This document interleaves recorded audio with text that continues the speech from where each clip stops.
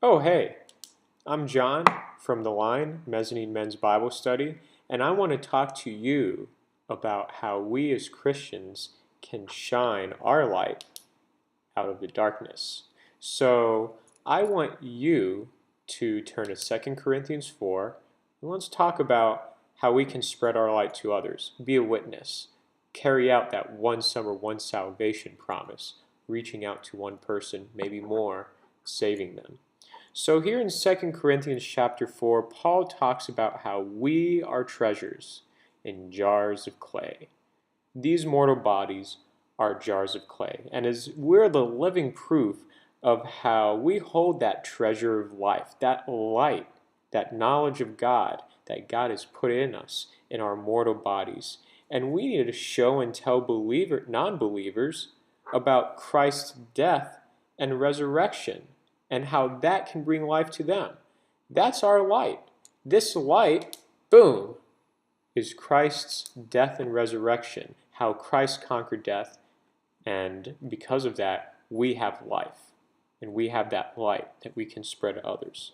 So Paul starts by talking about the mission. What is the mission here for us Christians?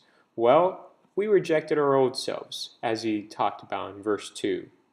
And by rejecting that, God has shown a light in the darkness of our hearts, verse 6. And also has given us this knowledge, this truth of God, of Christ, and of the Holy Spirit as well.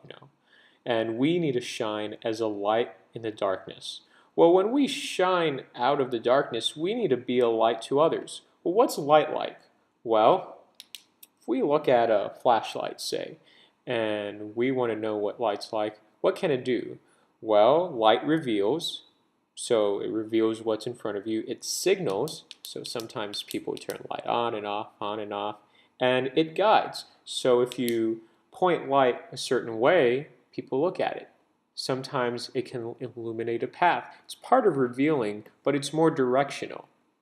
So in the same sense, we as Christians can do the same things as light does.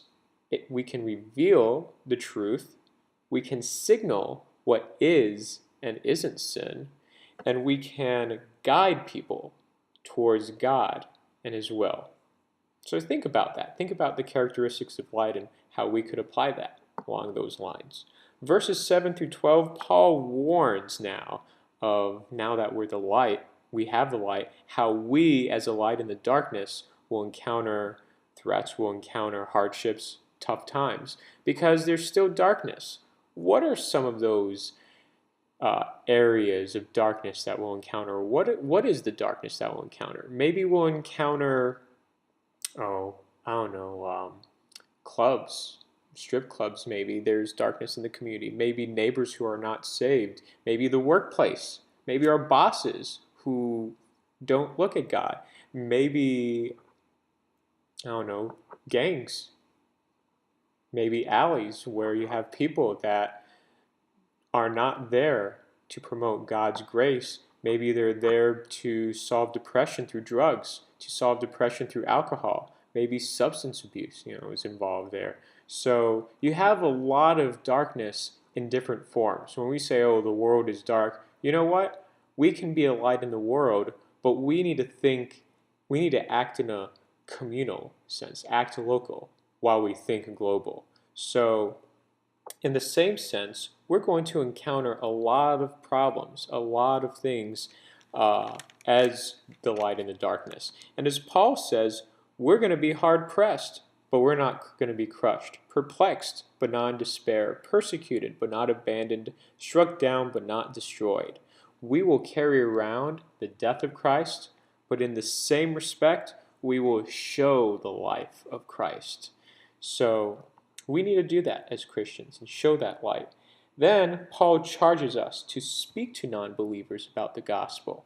And as Paul, explicitly says, it is written, I believe, therefore I have spoken. With that same spirit of faith, we also believe and therefore speak. We need to speak that. We need to speak that Jesus was raised from the dead.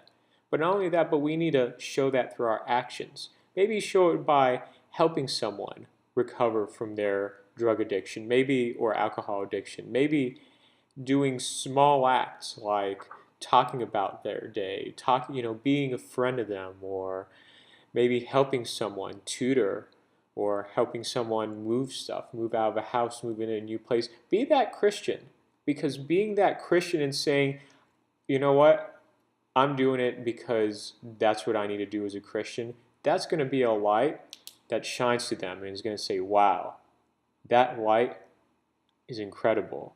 Maybe I want a piece of that light. And then there's our opportunity to witness to others. So, come by men's Bible study next week, 7 a.m. or 7 p.m. I'm not going to be awake 7 a.m. I might.